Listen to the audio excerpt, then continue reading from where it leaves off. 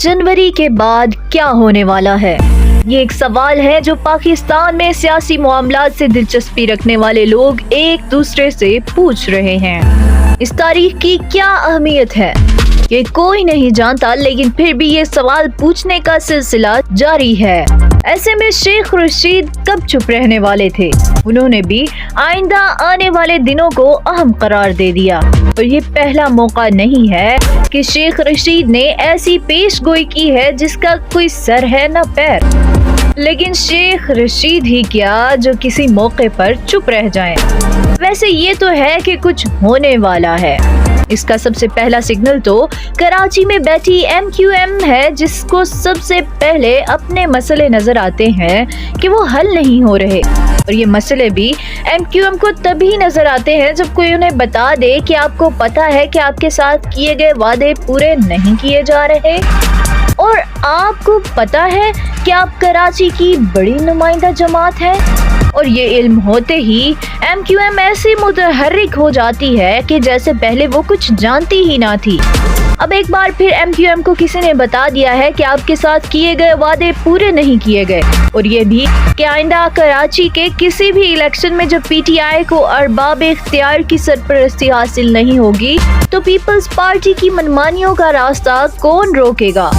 तो MQM ये जानते ही खम ठोक कर मैदान में आ गई और हो जमालू का नारा लगा दिया है। ये कोई मामूली बात नहीं है कि 2 वोटों की अक्सरियत पर खड़ी वफाक में PDM की हुकूमत को अगर MQM की हमायत हासिल ना रहे तो फिर क्या होगा। इतना तो सबको ही पता है कि PDM का आला सतही वफ्द कराची में बहादुराबाद तक जा पहुंचा है और वहां गवर्नर कामरान टेसोरी की सरपरस्ती में इकट्ठी होने की कोशिश करने वाली जमात से बातचीत होगी। वैसे ये कामरान टेसोरी को MQM के नाम पर किसने नाजिल किया है, ये कोई $1 मिलियन सवाल नहीं है, बल्कि ये एक खुला राज है जो सब जानते हैं।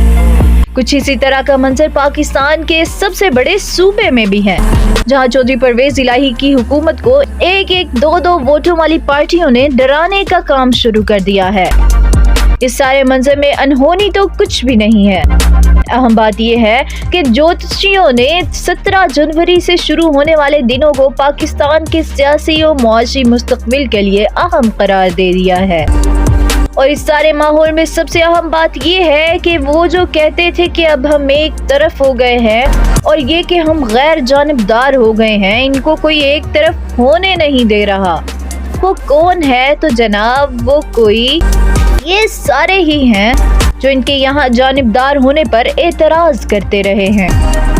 तो व्यूअर्स, आज के लिए बस इतना ही। मजीद खबरों, अपडेट्स, तज्जियों और मालूमात के लिए हमारे साथ रहिए और हमारे चैनल को लाइक, शेयर और सब्सक्राइब करके हमें सपोर्ट करना बिल्कुल मत भूलिएगा।